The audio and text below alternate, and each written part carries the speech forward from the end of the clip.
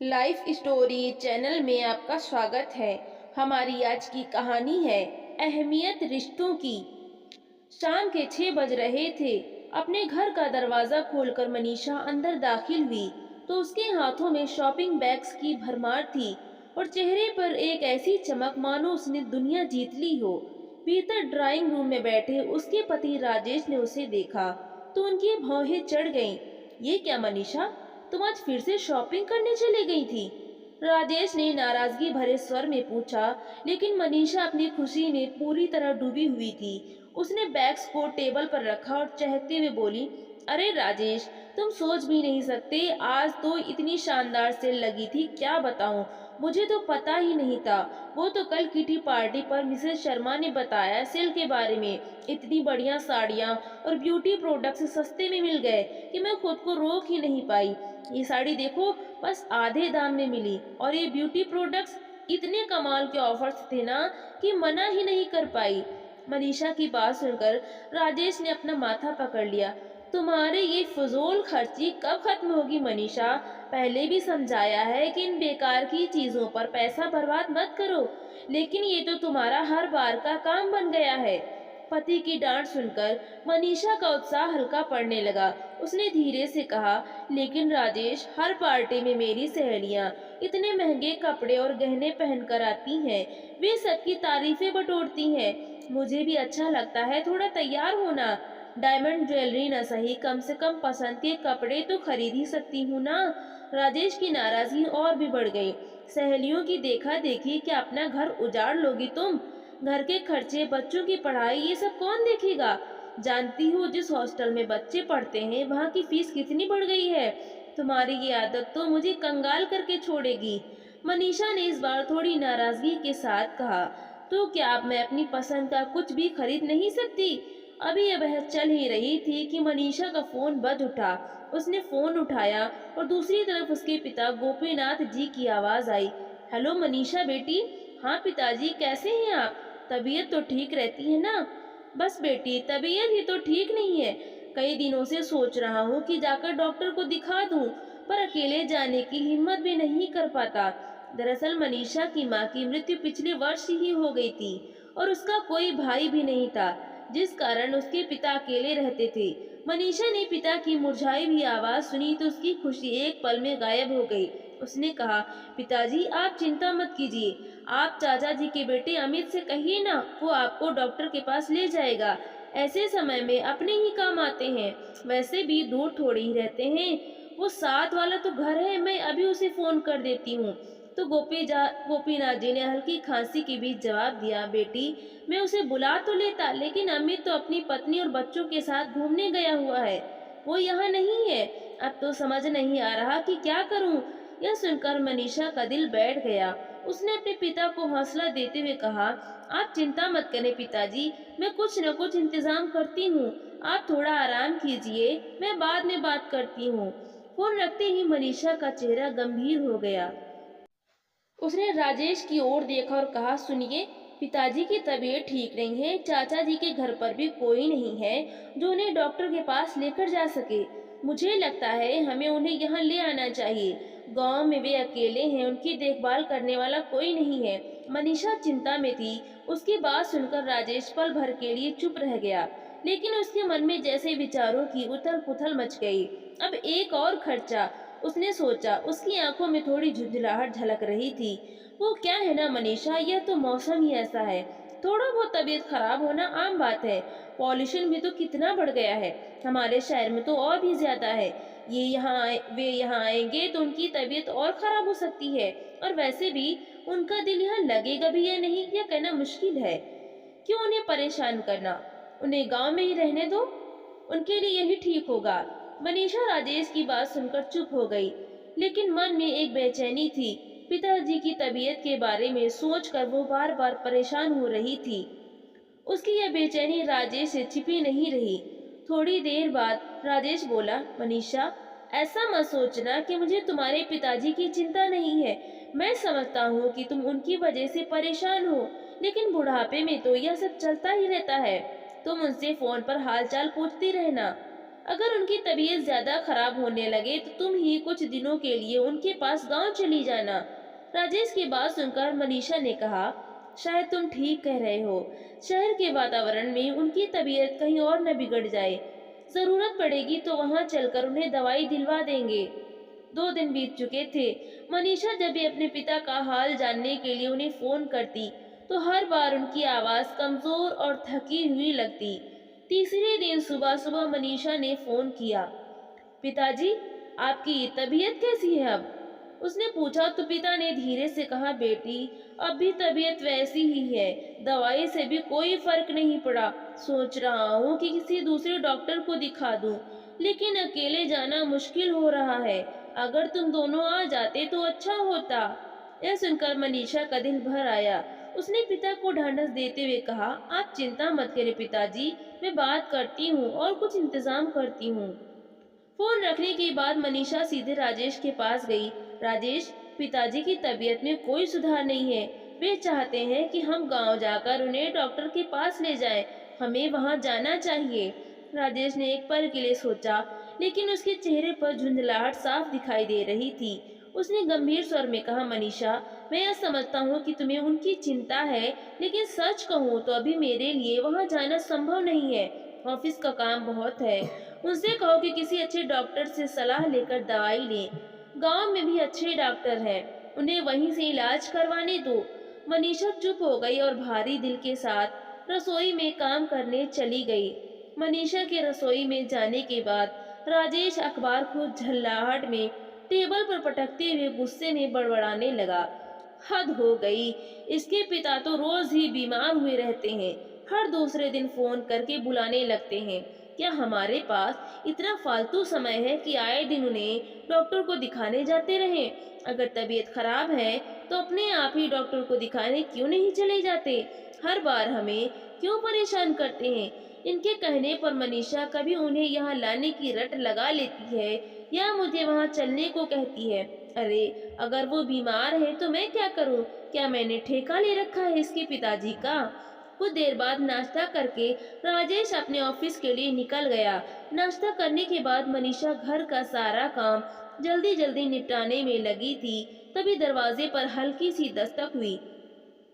मनीषा ने जल्दी से हाथ पोंछे और दरवाजा खोला। सामने किराएदार नीतू खड़ी थी। उसके हाथ में एक प्लेट थी जिसमें कुछ लड्डू रखे थे। भाभी जी, आज मैंने बेसन के लड्डू बनाए हैं, सोचा आपके लिए भी कुछ ले आऊं। नीतू ने मुस्कुराते हुए कहा। मनीषा ने फीकी सी मुस्कुराहट के साथ वो लड्डू ले लिए और नीतू को थैंक यू कहा, लेकिन उसके चेहरे से खुशी कहीं गायब थी। नीतू ने तुरंत उसकी उदासी भांप ली। भाभी जी, क्या हुआ? आप कुछ परेशान लग रही हैं?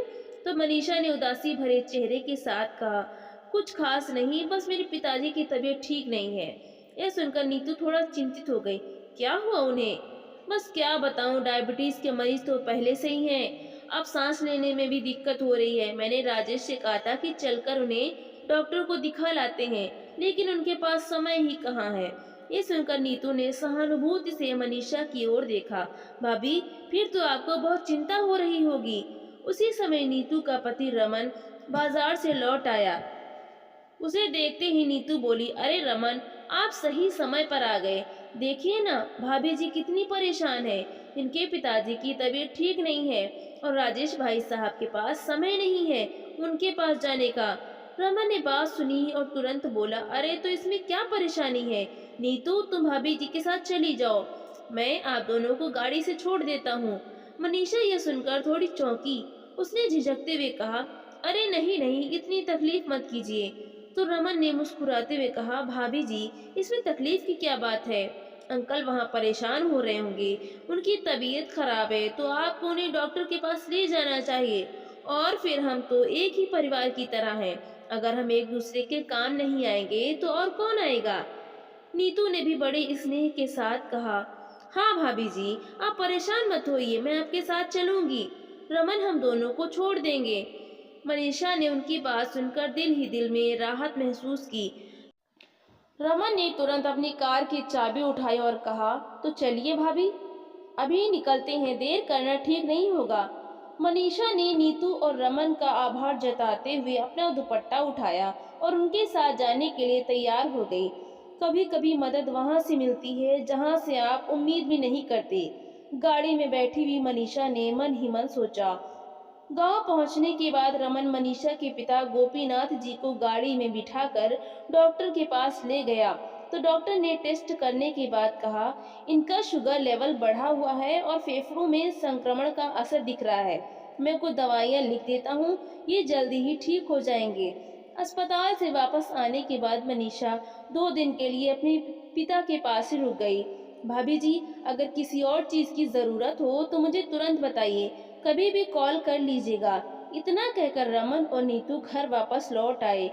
तीसरे दिन मनीषा गांव से लौटकर घर आई तो शाम के 7 बज रहे थे।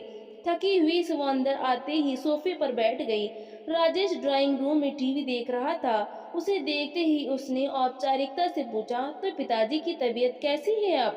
मनीषा ने पानी का गिलास उठाते हुए जवाब दिया, अब ठीक है। उनका शुगर लेवल ज्यादा हो गया था, खाने में परहेज भी तो नहीं करते हैं ना। पिछले कई दिनों से कोर्ट केस की भागदौड़ में उन्होंने अपनी सेहत का ध्यान ही नहीं रखा और उनकी तबीयत बिगड़ गई। लेकिन एक बात तो अच्छी हो गई, सालों से जो उनका कोर्ट केस चल रहा था उसका फैसला उनके हक में ही आया है। केस? कौन सा केस? राजेश ने तुरंत चौंकते हुए पूछा। तो मनीषा ने कहा, अरे वही उनकी जमीन का केस याद है, जो पिछले कई सालों से चल रहा था।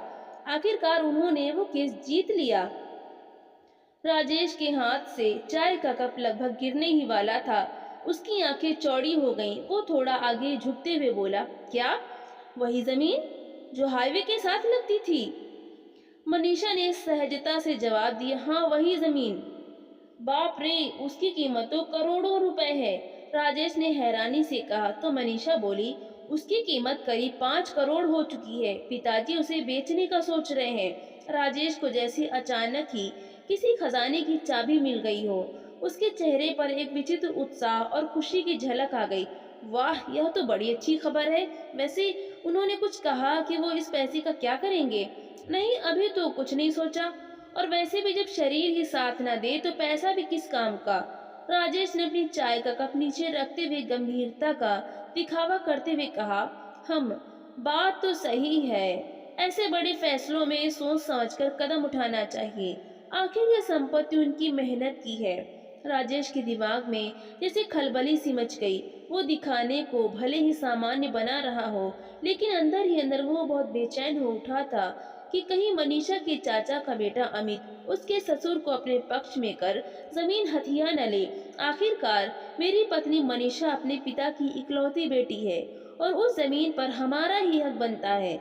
मन ही मन वो सोचता जा रहा था। रात को जब मनीषा रसोई का काम निपटा कर कमरे में आई तो राजेश लैपटॉप लिए बैठा था। मनीषा ने देखा उसका ध्यान स्क्रीन पर नहीं था।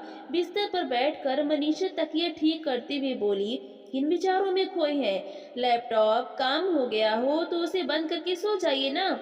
फिर राजेश बोला, मनीषा, तुम्हारे पिताजी की तबीयत सही नहीं है। क्या तुम्हें नहीं लगता कि अब उन्हें अकेले वहाँ छोड़ना ठीक नहीं होगा? आखिर वे हमारे बड़े हैं, हमारा फर्ज बनता है उनका ख्याल रखना। मैंने तो पहले भी कहा था कि चलकर उनसे मिल आते हैं, पर आपको ही ऑफिस के काम ज्यादा जरूरी लगते थे। अरे मनीषा, मुझे कहाँ पता था कि उनकी हालत इतनी ज्यादा खराब है। अगर तुमने आकर सब बताया तो अब सोचता हूँ कि उन्हें यहीं ले आते हैं। हमारे साथ रहेंगे तो हम उनकी अच्छी देखभाल कर पाएंगे। राजेश की बात सुनकर मनीषा संशय में पड़ गई। फिर बोली, अरे लेकिन आपने ही कहा था कि गांव का माहौल उनके लिए बेहतर है। वैसे तो आपकी बात ठीक थी। हमारे शहर में तो प्रदूषण ही इतना है कि अच्छा भला इंसान भी बीमार हो जाए और फिर उनका दिल भी यहाँ लगेगा या नहीं कौन जाने। 2-3 दिन बाद अमित तो अपने घर पहुंच ही जाएगा, फिर वो लोग उनका ध्यान रख लेंगे। अरे तुम भी ना मनीषा, आजकल हर कोई अपने काम में व्यस्त है। अगर उनकी तबीयत बिगड़ गई तो कौन जिम्मेदार होगा? हम क्यों दूसरों पर निर्भर रहें? मैं कहता हूँ उन्हें यहीं ले आते हैं। मनीषा को राजेश की बात में थोड़ा दम लगा। वो सोच में पड़ गई।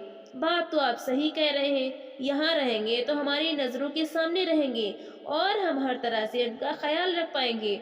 हाँ मनीषा, कल तुम उन्हें फोन करके बता देना कि हम इस रविवार को उन्हें लेने आ रहे हैं।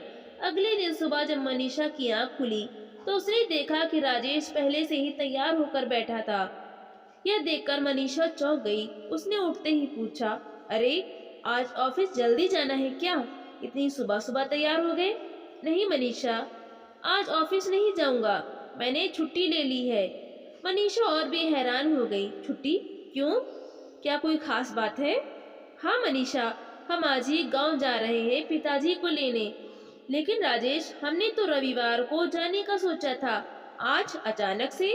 तो राजेश बोला, हाँ, जितना जल्दी उतना बेहतर, उनकी सेहत का सवाल है और इस मामले में मैं किसी तरह की देरी या लापरवाही नहीं कर सकता। और मनीषा, तुम्हारे चाचा का बेटा अमित कितना चालबाज है, क्या तुम नहीं जानती?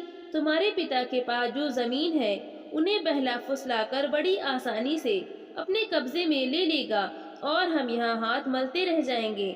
उन्हें यहाँ ले आएंगे तो एक पंथदू काज हो जाएंगे। ये बात सुनकर मनीषा कुछ सोचते हुए बोली, हाँ बात तो ठीक है, अमित पर विश्वास तो नहीं किया जा सकता। तो मनीषा, तुम अभी उन्हें फोन करो और उन्हें बता दो कि हम आज ही आ रहे हैं। मनीषा ने अपने पिताजी को फोन लगाया तो उसकी बात सुनकर पिताजी बोले, लेकिन बेटी वहाँ क्यों आना? मेरी तबीयत अब बेहतर है, मैं यहीं ठीक हूँ। मनीषा परेशान होकर बोली, पिताजी आप समझ क्यों नहीं रहे? शहर में आपके साथ रहने से हम आपकी बेहतर देखभाल कर पाएंगे। उसी समय राजेश ने फोन मनीषा के हाथ से ले लिया और बड़े अधिकार के साथ बोला, पिताजी अब मैं आपकी कोई दलील नहीं सुनूंगा। अब आपकी सेहत हमारे लिए सबसे जरूरी है। आज हम आपको लेने आ रहे हैं, यह फैसला हो चुका है। पिताजी हल्की मुस्कुराहट के साथ बोले, अरे बेटा, इतना ख्याल रखते हो तुम मेरा, लेकिन मुझे सच में यही सुकून मिलता है। यहाँ की मिट्टी, यहाँ का माहौल, सब कुछ यहाँ अपना सा लगता है। राजेश भावुक अंदाज में बोला, लेकिन पिताजी आप नहीं जानते कि यहाँ मनीषा और मुझे आपकी कितनी चिंता है। आप सामने रहेंगे तो हमारे दिल को संतुष्टि मिलेगी। मनीषा आपकी इकलौती बेटी है, इसलिए आपका ध्यान रखना हमारी जिम्मेदारी है। अब आप ही सोचिए, अगर आपकी जगह मेरे पिताजी होते तो क्या मैं उनके लिए ये सब नहीं करता? राजेश की दलीलों के सामने गोपीनाथ जी की एक ना चली। आखिरकार उन्होंने उनके साथ चलने के लिए हामी भर दी। शाम के समय राजेश और मनीषा गोपीनाथ जी के साथ घर लौटे। राजेश ने गाड़ी रोक कर कहा, मनीषा तुम गेट खोलो, मैं पिताजी को गाड़ी से बाहर निकालने में मदद करता हूँ। गाड़ी से निकलकर मनीषा ने डोर बेल बजाई तो उनकी किराएदार नीतू की आवाज आई, भाभी बस आई। इतने में राजेश ने गोपीनाथ जी का हाथ थामे गाड़ी से बाहर निकलने में मदद की। नीतू ने जल्दी से गेट खोला और मनीषा के पिता को देखकर तुरंत हाल चाल पूछा। फिर मनीषा से बोली, यह तो बहुत अच्छा किया आपने भाभी, जो अंकल जी को यहाँ ले आए।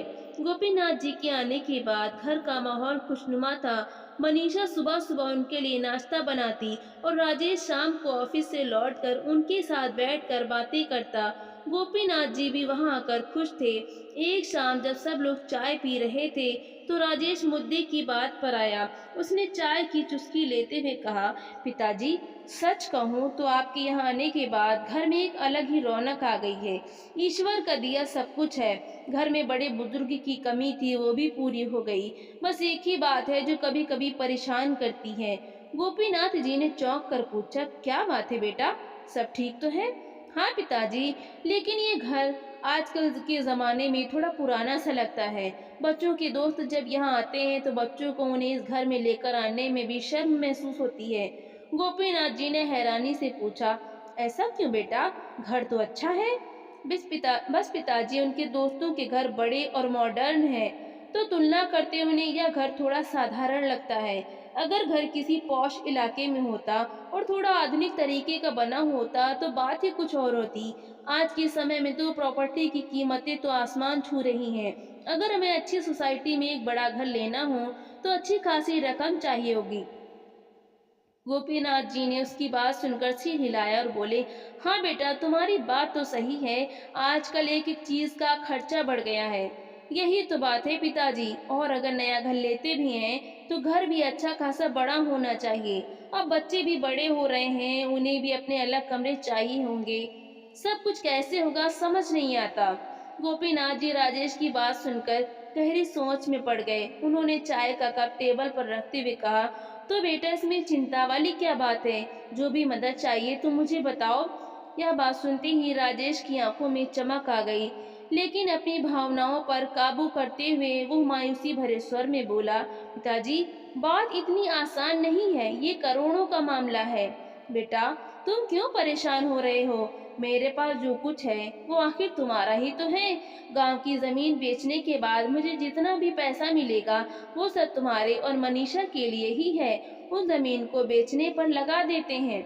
ये सुनकर राजेश ने अपनी खुशी छुपाते हुए मनीषा की ओर देखा और कहा, पिताजी अगर आप ऐसा कह रहे हैं तो हम जल्द ही किसी अच्छी सोसाइटी में एक अच्छा घर देखना शुरू कर देते हैं। अगले ही दिन से राजेश और मनीषा ने शहर की बड़ी बड़ी सोसाइटियों में नया घर देखने की कवायद शुरू कर दी। वे बड़े बड़े फ्लैट्स और आलीशान घर देखने गए। आखिरकार उन्हें एक बड़ा आलीशान मकान पसंद आ गया। एक दो दिन में सौदा पक्का करने के लिए एडवांस रकम देनी थी। नए घर के बारे में सोच सोच कर राजेश और मनीषा बहुत खुश थे। शुरू शुरू में तो मनीषा और राजेश गोपीनाथ जी का अच्छे से ख्याल रख रहे थे, लेकिन धीरे धीरे उन्होंने उनकी तबीयत के प्रति लापरवाही बरतनी शुरू कर दी।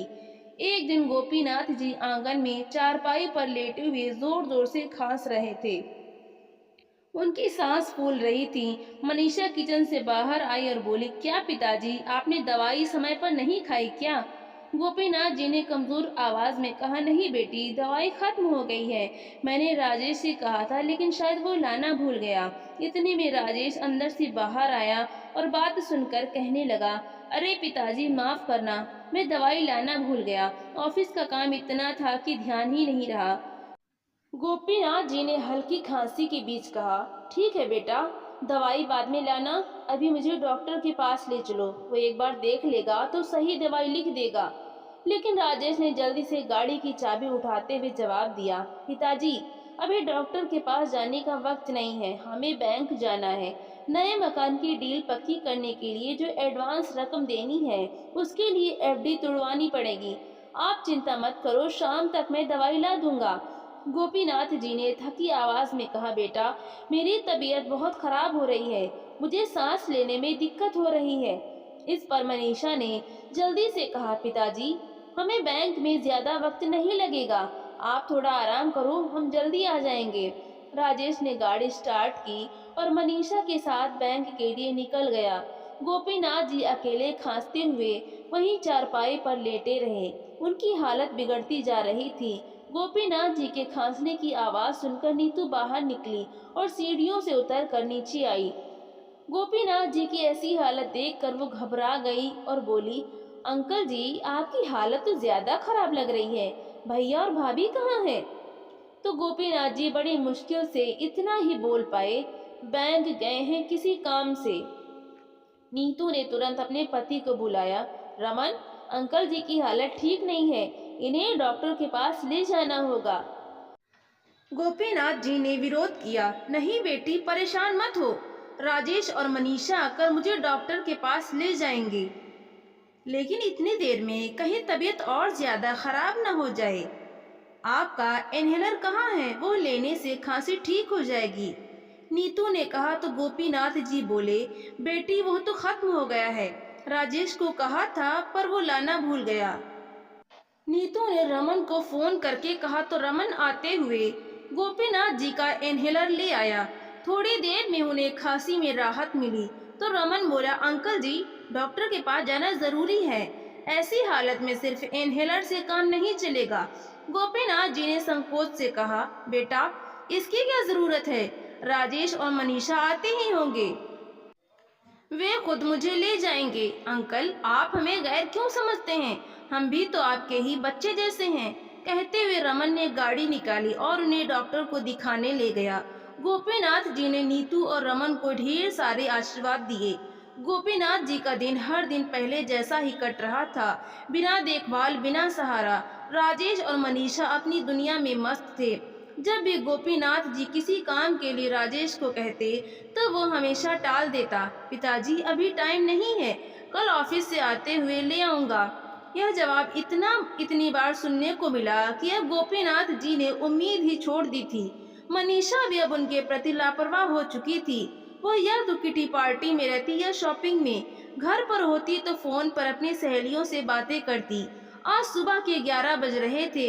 यूँ तो मनीषा राजेश के जाने के बाद अपने पिता को नाश्ता दे देती थी, लेकिन आज वो अभी तक खाना लेकर नहीं आई थी। गोपीनाथ जी ने चारपाई पर लेटे हुए आवाज दी, मनीषा बेटी नाश्ता दे दो। मनीषा अंदर फोन पर बात करने में व्यस्त थी। तुझे पता है हमने जो घर लिया है वो कितना शानदार है, एक एक चीज मेरी पसंद की है। किटी पार्टी पर जितने भी लेडीज अपने आप को हाई सोसाइटी की समझती हैं, सबके सब मेरा घर देखकर जल भुन जाएंगी। गोपीनाथ जी ने फिर आवाज लगाई, बेटी सुन रही हो? लेकिन मनीषा की बातों में वो आवाज कहीं खो गई। गोपीनाथ जी बाहर आंगन में ही हुए थे, इसलिए उनकी आवाज ऊपर तक जा रही थी। नीतू उनकी आवाज सुनकर बाहर आई। नमस्ते अंकल, सब ठीक है ना? आपने नाश्ता किया? नहीं बेटी, मनीषा को कह रहा था, शायद वो बिजी है। नीतू ने अपनी किचन से थाली में नाश्ता परोसा और गोपीनाथ जी के पास ले आई। अंकल, अब आप ये खाइए। और आपकी दवाई कहाँ रखी है? डाइनिंग टेबल पर होगी, ला दोगी तो ले लूंगा। नीतू ने तुरंत दवाई लाकर दी और पानी का गिलास थमाया।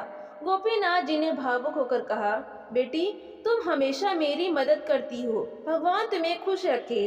अक्सर रमन भी गोपीनाथ जी के पास थोड़ी देर आकर बैठ जाता था, उनका हाल चाल पूछ लेता। अब तो दवाई खत्म होने पर गोपीनाथ जी रमन को ही फोन करके अपनी दवाई मंगवा लिया करते थे और रमन के मना करने के बावजूद भी उसके हाथ में दवाई के पैसे जबरदस्ती थमा देते थे। दिन धीरे धीरे बीतने लगे। राजेश और मनीषा अपने सपनों के घर में शिफ्ट होने को बेताब थे। रजिस्ट्री का दिन भी नजदीक आ रहा था और दोनों बेहद उत्साहित थे।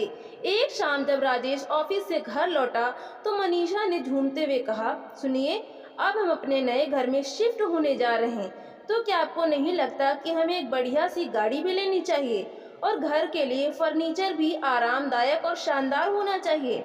हमारे रिश्तेदार, आपके दोस्त और मेरी सहेलियों सब लोग घर देखने आएंगे तो सब अच्छा दिखाना चाहिए ना?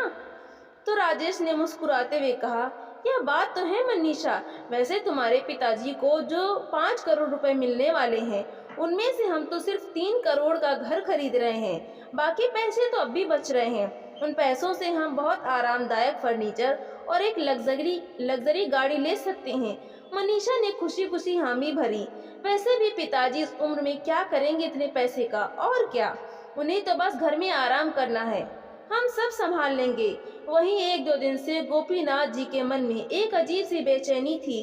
उनका दिल भारी महसूस हो रहा था, सांस लेने में दिक्कत हो रही थी। आखिरकार वो दिन आ ही गया जब उनकी जमीन की रजिस्ट्री का काम होना था। मनीषा और राजेश दोनों बहुत उत्साहित थे। राजेश ने गोपीनाथ जी से कहा, पिताजी जल्दी कीजिए, आज जमीन की रजिस्ट्री का दिन है, तैयार हो जाएगी। गोपीनाथ जी ने थके हुए स्वर में कहा, बेटा मेरी तबीयत ठीक नहीं लग रही, दिल भारी भारी सा लग रहा है, सांस लेने में दिक्कत हो रही है, मुझे लगता है मुझे डॉक्टर को दिखाना पड़ेगा। यह सुनकर राजेश के मन में एक गुस्सा सा उभरा, लेकिन उन्होंने गुस्से को दबाते हुए कहा, पिताजी आज जाना जरूरी है, नहीं तो जमीन की रजिस्ट्री की डेट आगे के लिए टल जाएगी और जब तक जमीन की रजिस्ट्री करवाकर पैसे हाथ में नहीं आएंगे तब तक हम अपने मकान की रजिस्ट्री कैसे करवाएंगे? मनीषा ने भी कहा, हाँ पिताजी, आज तो जाना बहुत जरूरी है और वैसे भी आपको गाड़ी में बैठ कर ही तो जाना है, आप गाड़ी में आराम से बैठ जाइए, सारा काम होने के बाद आपको डॉक्टर के पास ले जाएंगे। गोपीनाथ जी ने दुखी होकर कहा, बेटी मेरी तबीयत अगर ठीक होती तो मैं क्यों मना करता, लेकिन अब तो मुझे उठने तक की भी हिम्मत नहीं है।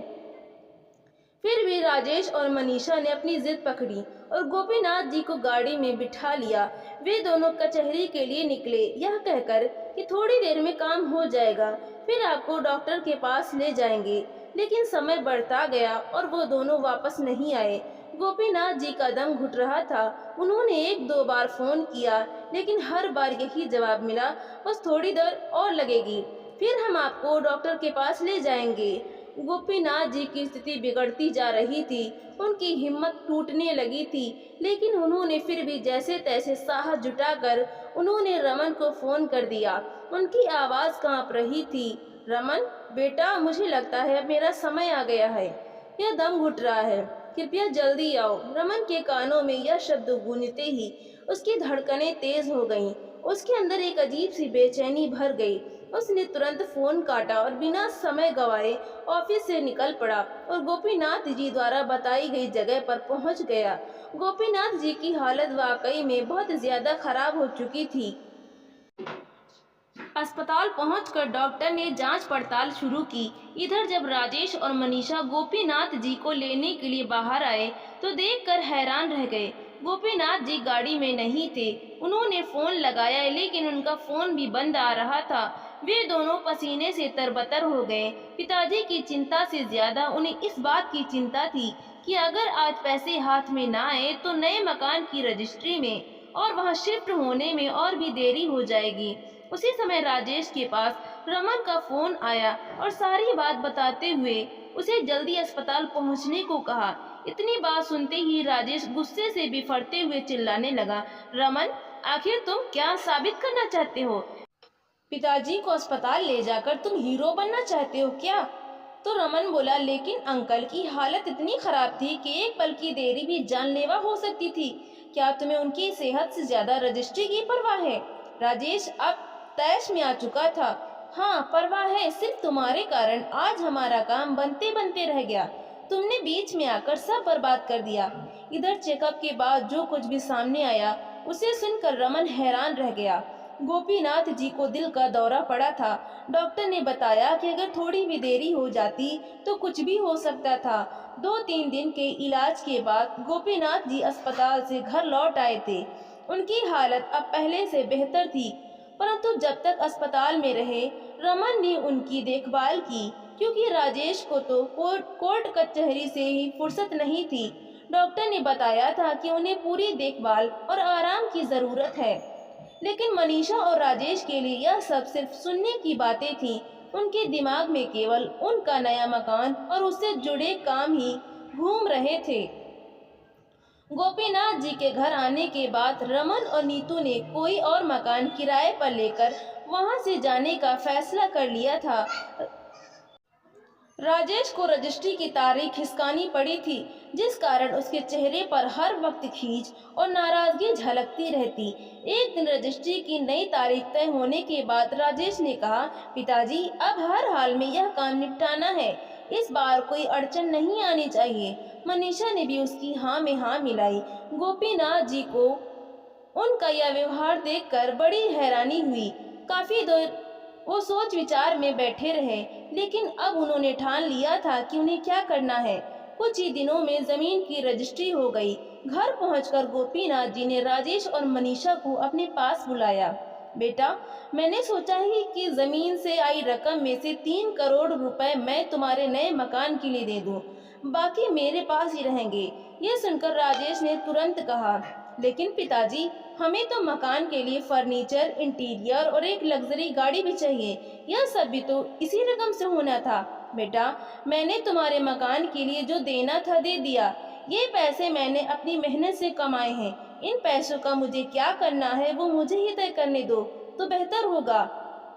अब यह बातें चल ही रही थी कि रमन और नीतू अंदर आए। आपने बुलाया अंकल जी? हाँ बेटा, मैंने ही तुम्हें बुलाया है। कुछ महत्वपूर्ण बात करनी थी। आओ बैठो।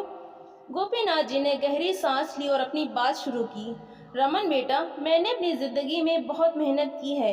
हर पल सिर्फ अपनी बेटी और परिवार की खुशियों के लिए जिया, लेकिन अब मैं जिंदगी के उस पड़ाव पर हूँ जहाँ नहर तो धुंधली हो जाती है, लेकिन रिश्तों का झूठ और सच साफ साफ दिखाई देने लगता है। मैंने अपनी जमीन बेचकर जो 5 करोड़ रुपए कमाए हैं, उनमें से 3 करोड़ मैंने मनीषा और राजेश के मकान के लिए दिए। बाकी के 2 करोड़ के लिए भी मैंने फैसला कर लिया है और यह फैसला अंतिम है। यह सुनकर राजेश बेचैन हो उठा। उसने जल्दी से कहा, पिताजी, लेकिन वो पैसे तो हमारे भविष्य के लिए ही हैं। हमें अभी बहुत काम बाकी है मकान के लिए। गोपीनाथ जी ने उसे हाथ उठाकर शांत करते हुए कहा, राजेश, मैं जानता हूँ तुम्हारी ज़रूरतें क्या हैं, लेकिन मुझे जितना बन पाया मैंने कर दिया। अब बाकी के पैसों को मैं अपने पास रखूंगा। एक पिता भला अपनी बेटी के घर पर भी कब तक रुकेगा? इसलिए मैंने तय किया है, अब मुझे यहाँ से चले जाना चाहिए। तो मनीषा बोली, लेकिन पिताजी, आप गांव में अकेले कैसे रहेंगे? नहीं बेटा, मैं गांव में नहीं रहूंगा। मैंने फैसला किया है कि मैं रमन और नीतू के साथ अपनी बाकी की जिंदगी बिताना चाहता हूँ। मेरे कोई बेटा और बहू तो नहीं थे, लेकिन उन्होंने बेटे बहू की तरह मेरी सेवा की है। उनकी बात सुनकर रमन और नीतू की आंखों में आंसू आ गए। गोपीनाथ जी ने अपनी बात जारी रखी, इन दोनों ने मेरे लिए जो कुछ किया उसका एहसान कोई पैसे से नहीं चुका सकता, लेकिन फिर भी मैंने फैसला किया है कि जमीन से आए बाकी के पैसों पर इन दोनों का ही हक होगा। अब ये लोग किसी किराए के मकान में नहीं, अपने खुद के घर में रहेंगे। और हाँ, मेरे मरने के बाद मेरे गांव वाले मकान पर भी इन दोनों का ही हक होगा। जल्द ही मैं अपनी वसीयत करवा दूंगा। ये बात सुनकर रमन हाथ जोड़ते हुए बोला, अंकल जी, आप हमारे साथ रहना चाहते हैं? यह जानकर मुझे अच्छा लगा, लेकिन इस सब के बीच पैसे को मत लाइए, हमें पैसों की कोई जरूरत नहीं है। रमन की बात सुनकर गोपीनाथ जी का दिल गदगद हो उठा, लेकिन फिर भी उन्होंने जो फैसला कर लिया था वो उसी पर अटल थे। राजेश और मनीषा के चेहरे पर जैसे कालिक सी पुत गई। उन्होंने विरोध करने की कोशिश की, लेकिन गोपीनाथ जी के सख्त स्वर ने उन्हें चुप करा दिया। राजेश, मनीषा, तुम लोग शायद यह समझ नहीं पाए कि पैसे से रिश्ते नहीं खरीदे जा सकते। रमन ने मुझे उस समय सहारा दिया जब मुझे सबसे ज्यादा जरूरत थी, और नीतू ने एक बेटी की तरह मेरी देखभाल की। ये पैसे अब उनके हैं और इस पर कोई बहस नहीं होगी। कमरे में सन्नाटा छा चुका था और गोपीनाथ जी वहां से उठकर अपना सामान पैक करने चले गए थे। तो दोस्तों, आपको ये कहानी कैसी लगी? लाइक करें, शेयर करें और कमेंट करके हमें ज़रूर बताएं, और चैनल को सब्सक्राइब करना बिल्कुल भी ना भूलें। तो मिलते हैं हम अगली नई कहानी के साथ। बहुत बहुत धन्यवाद।